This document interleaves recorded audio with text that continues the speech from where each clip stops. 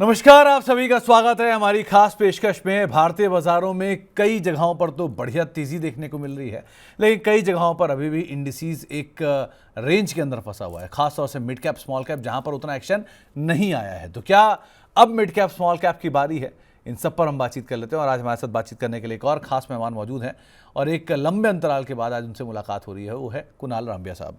कुणाल जी नमस्कार, स्वागत है कार्यक्रम में। एक बहुत बड़े अंतराल के बाद आज आपसे बातचीत हो रही है और शायद इस स्वरूप में तो पहली बार ही बातचीत हो रही होगी। तो पहले तो आप कैसे हो? कैसी तबीयत है आपकी? कैसे हैं, मतलब how are things on your side? कैसा चल रहा है सब कुछ?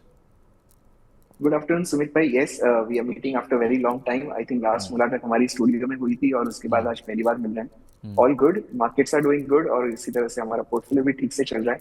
आई जी होप हमारे व्यूअर्स को भी इससे बेनिफिट मिल सकता है। चलिए, बहुत बढ़िया कुणाल सर, और आगे भी आप ऐसे ही फिट एंड फाइन रहिएगा। अब कुणाल सर, ये मार्केट को क्या देख रहे हो? क्योंकि कुछ जगहों पे इंडिसेस तो चल रहा है, जैसे निफ्टी बैंक बढ़िया तेजी दिखा रहा है, वहाँ पर सब कुछ गुलजार है, चला जा रहा है। कई जगहों पे निफ्टी भी ठीक है, वो रेंज के अपर एंड पे जाता है तो नेगेटिव न्यूज़ आ जाती है, रेंज के लोअर एंड पे आता है तो वापस पॉजिटिव न्यूज़ शुरू हो जाती है।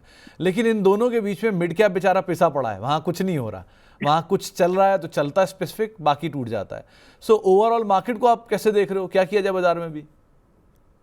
सी एब्सोल्युटली सुमित भाई, आपने जो बताया निफ्टी में इनफैक्ट हमने जो बॉटम देखी थी करीब 30 सितंबर को, और वहां से जो हमने एक बड़ी सी रैली देखी 24,400 से लेके 25,800 26,000 तक की एक बड़ी सी रैली देखी। बट इसमें बहुत सारे स्टॉक्स ने पार्टिसिपेट नहीं किया और इनफैक्ट जिस तरह आपने बताया, I think bottom up approach यहाँ पे चल रहा है। स्टॉक स्पेसिफिक मूव्स बहुत अच्छे चल रहे हैं। तो हमारे व्यूअर्स को यहाँ पे एक ही सलाह होगी कि अगर आप कोई काउंटर ले रहे हैं तो स्टॉक्स के परफॉर्मेंस को देख के लीजिए rather than looking at the index, because शायद हमारा वो काउंटर जो हमने लिया हो वो इंडेक्स से शायद ना भी चले। So yes, index wise buy on dip can be a good strategy, because अगर आप आवरली चार्ट भी देखें तो अब तक ट्रेंड तो पॉजिटिव है। सो निफ्टी में सपोर्ट बन रहा है 25,600, उसी को ध्यान में रख के चलना होगा। बैंक निफ्टी में हम अगर सपोर्ट की बात करें तो आई थिंक 58,000 टू 57,750 ये एक जोन है जो हमें ध्यान में रखना होगा। इंडेक्स में बाय ऑन डिप और स्टॉक स्पेसिफिक मूवमेंट कंटिन्यू हो सकता तो क्योंकि निफ्टी के केस में जिस तरह की सिचुएशंस बनती हुई दिखाई पड़ रही हैं, पॉलिटिकल सेटअप को लेकर, एक बारी फिर से एक नए राज्य में शायद बीजेपी कंटिन्यू करे, ऐसी स्थितियां बन रही हैं। सो इन स्थितियों के बीच में और बाकी सिचुएशंस के बीच में आपको लगता है जो न्यूज़ फ्लोज अभी हैं ये सपोर्ट करता है कि निफ्टी अपने वापस पुराने हाइस को रिज्यूम करे और शायद इस बारी वो जो रेंज का अपर एंड है उसको ब्रीच कर जाए? ऐसा लग रहा है क्या कुछ? एब्सोल्युटली। इनफैक्ट आप देखिए अभी 3 दिन पहले की जो 4-5 दिन पहले की इनफैक्ट जो एक पॉजिटिव हमने रैली देखी 25,300 से लेके 26,000 तक की। I think somewhere market was discounting this event and this outcome also. शायद यहाँ पे थोड़ी बहुत जो हमने प्रॉफिट बुकिंग कल देखी शायद आज कंटिन्यू हो सकती है। But overall I think Nifty एक नया हाई जरूर दिखाएगा और शायद mid of December we should see the levels of 26,300 to 400।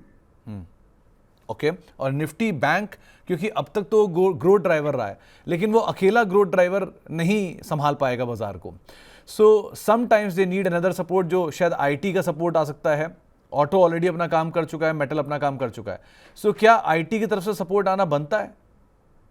Absolutely. In fact shortlisted counters में आईटी स्टॉक्स बहुत अच्छे लग रहे हैं because risk reward ratio favourable है, बहुत लंबे समय से काम नहीं किए हुए हैं। इनफैक्ट रीसेंट जो स्पाइक हुआ था, जो अभी निफ्टी में हमने जो स्पाइक देखा, उसी में टेकएम, टीसीएस, इन्फोसिस जैसे काउंटर्स ने पार्टिसिपेट किया है। So yes, long term as well as momentum point of view से आईटी स्टॉक्स यहाँ से अच्छे लग रहे हैं।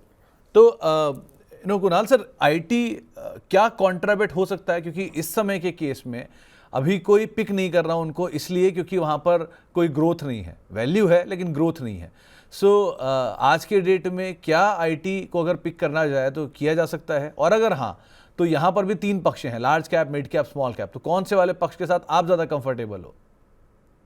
ये सुमित जी, मुझे याद है जहां तक सोशल मीडिया पे आपने बहुत सारी बार लिखा था एचडीएफसी बैंक के लिए जब काउंटर परफॉर्म नहीं करता था, तो 3 साल हो गए काउंटर ने अंडर परफॉर्मेंस दिया है और अब हमें एक वैल्यू इन्वेस्टिंग मिल रहा है। सो सिमिलरली यहाँ पे भी वैसी अपॉर्चुनिटी बन रही है। इनफैक्ट लार्ज कैप में मुझे बहुत अच्छे काउंटर्स लग रहे हैं। एंड वाई लार्ज कैप, अगर हम निफ्टी के ऑल टाइम हाई की बात करते हैं और आईटी में परफॉर्मेंस दिखेगा तो आई थिंक ये काउंटर्स अच्छे परफॉर्म कर सकते हैं और risk reward ratio extremely favourable है। सो यस, यहाँ पे डेफिनेटली कॉन्ट्राबेट बन सकता है। जिस तरह से आप इतने सालों से मीडिया में आप जो आपका व्यू शेयर करते हैं, I think that similar view is right now getting set up on IT stocks, very bullish on TCS, Infosys, taken. तो क्योंकि कुणाल सर बहुत सारे ऐसे स्टॉक रहे हैं मार्केट में जो इस समय मार्केट को पसंद नहीं है, जैसे लार्ज कैप में रिलायंस हुआ या लार्ज कैप में एशियन पेंट था कुछ समय पहले तक, रादर नंबर के बाद वो री रेट हो गया। लार्ज कैप से टीसीएस, इन्फोसिस, एचसीएल वगैरह हुए जो नहीं पार्टिसिपेट कर पा रहे हैं। Even insurance stocks to an extent वो भी पार्टिसिपेट नहीं कर रहे हैं। तो ये जो अभी बाजार को पसंद नहीं है, ये क्या पसंद आएंगे, एक हिस्सा।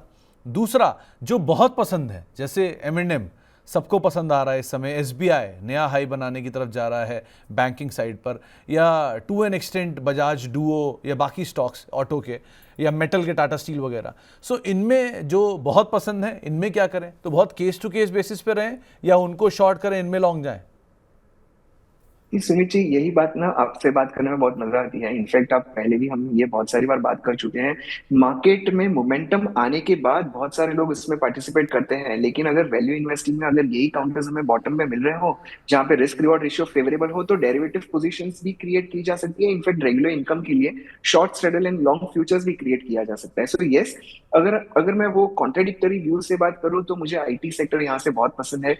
रिलायंस, जिस तरह आपने बताया, हीरो मोटर्स, एमएनएम, I think these counters which have rallied too much, we should really turn cautious. I'm not saying they will not participate, but अगर मुझे आईटी सेक्टर में यहाँ से 10% की मूव दिखेगी, तो शायद वो पीक वाले काउंटर्स 3 से 4% पॉजिटिव हो सकते हैं। तो risk reward ratio point of view से और नए मोमेंटम के पॉइंट ऑफ व्यू से आई थिंक कॉन्ट्राबेट लेना इस लेवल पे बहुत लॉजिकल होगा। तो कुणाल सर, देखिए जिस सिचुएशन में मिड कैप स्मॉल कैप खड़े हैं, यहाँ पर ना आप ऊपर जाने की प्रिडिक्शन दे सकते हो, ना नीचे आने की प्रिडिक्शन दे सकते हो, बीचों बीच खड़े हैं। सो आपको लगता है तेजी आएगी तो शायद पलट भी सकते हैं क्योंकि नंबर्स उतने सपोर्टिव नहीं है, और अगर मंदी आएगी तो चल भी सकते हैं क्योंकि वैल्यू इतनी अच्छी है। सो इसमें कैसे कॉल लोगे? यहाँ पर बहुत ही ट्रिकी है सिचुएशन को देखना।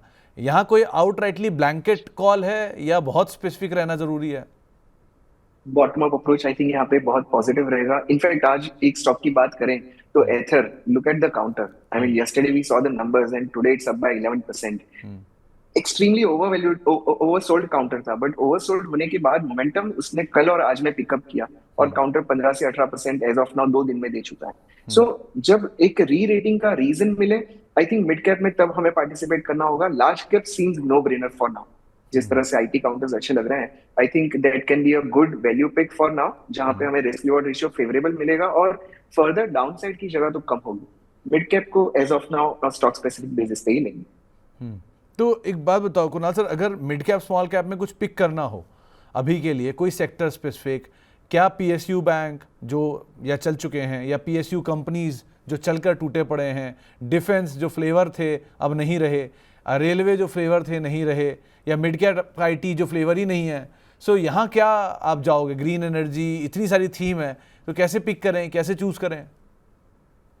आई थिंक पीएसयू बैंकिंग का एक थीम है जो हमें भी पसंद आ रहा है। In fact at this level it's looking good to अस।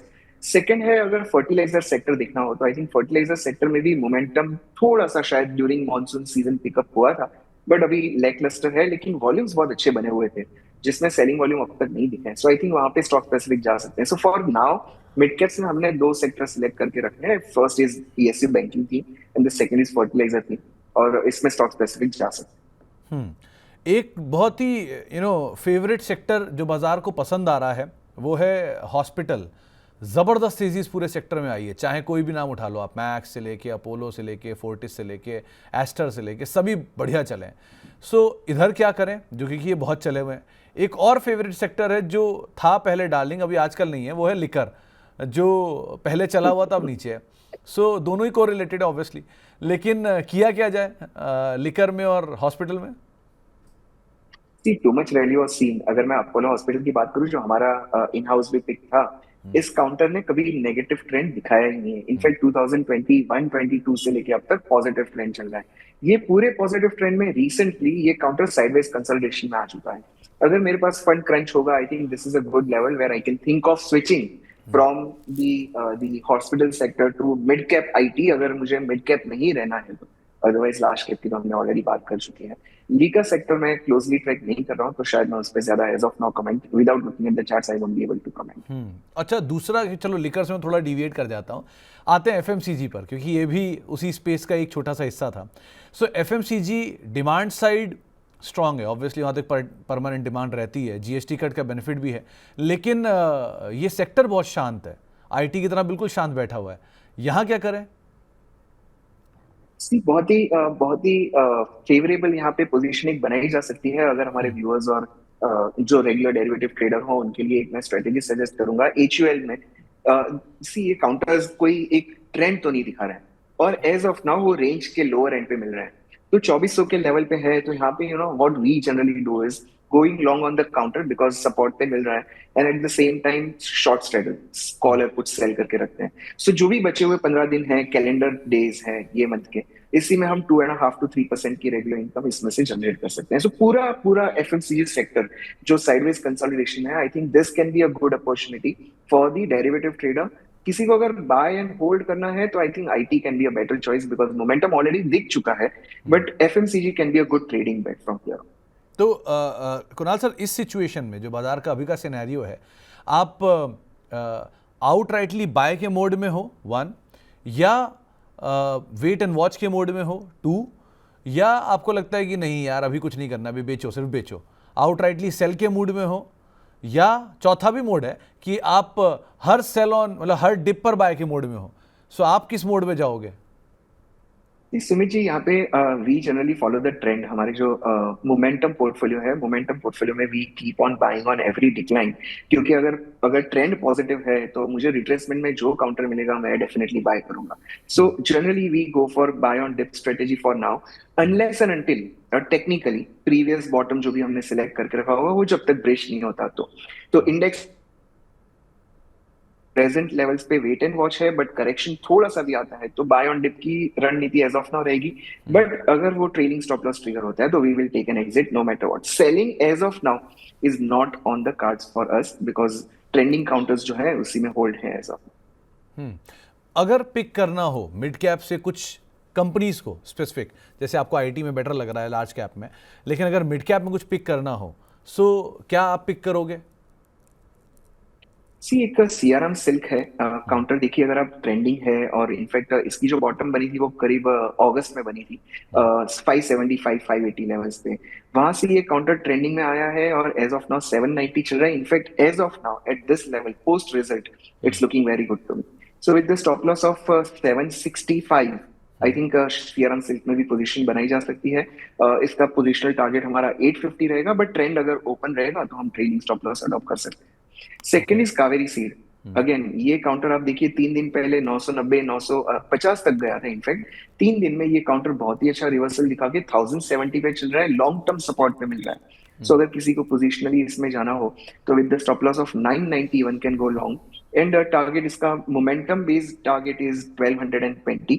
अगर वो टारगेट आ जाता है I would advise trail the stop loss and hold the position. So these are 2 stock specific ideas where we are long right now. Okay Kunal sir, ये IPO को लेकर कोई व्यू रख रहे हो क्या? क्योंकि दुनिया ही अलग चल रही है। हाँ, मतलब मेरी समझ से तो बाहर है। या एक तरफ जहाँ धंधा नहीं वहाँ पर भीड़ लगी हुई है, और जहाँ पर धंधा है वहाँ पर ना सब्सक्रिप्शन मिल रहा है ना लिस्टिंग हो रही है कायदे की। सो किया क्या जाए? आईपीओ मार्केट को समझ कैसे रहे हो आप आजकल? इसीलिए आईपीओ मार्केट से ऑनेस्टली बहुत ही दूर है। प्री आईपीओ अनलिस्टेड स्पेस, ये जब बहुत ज्यादा मोमेंटम में आते हैं तो थोड़ा सा मार्केट से डर भी लगता है। सो उस पॉइंट से हमें मार्केट पे कॉशियस भी होना है, but on the other side the trending portfolio is doing good as of now. So IPO sector से तो हम बहुत दूर हैं। इनफैक्ट मैंने किसी काउंटर्स को ठीक से स्टडी भी नहीं किया। ओके, तो चलिए फिलहाल इससे दूर रहेंगे। अच्छा, एक चीज़ जो बहुत क्रूशियल है, हमने मतलब अपसाइड की बात करी, डाउनसाइड पॉसिबिलिटी पूछना भूल गया मैं। अगर वर्स्ट केस सिनेरियो में मैं कहता हूँ सब कुछ अगेंस्ट ही हो जाए इंडिया के, सो आप निफ्टी बैंक या आईटी तीनों के लिए वर्स्ट केस क्या देख रहे हो? निफ्टी आईटी के लिए क्या वर्स्ट वो ऑलरेडी देख चुका है, और निफ्टी बैंक और निफ्टी के लिए वर्स्ट क्या होगा? सी निफ्टी आईटी में हमारा व्यू बहुत ही क्लियर है कि निफ्टी आईटी ने ऑलरेडी वर्स्ट देख चुका है। In fact 4 years returns are negative and as of now counters are available at 30% discount to its all time high.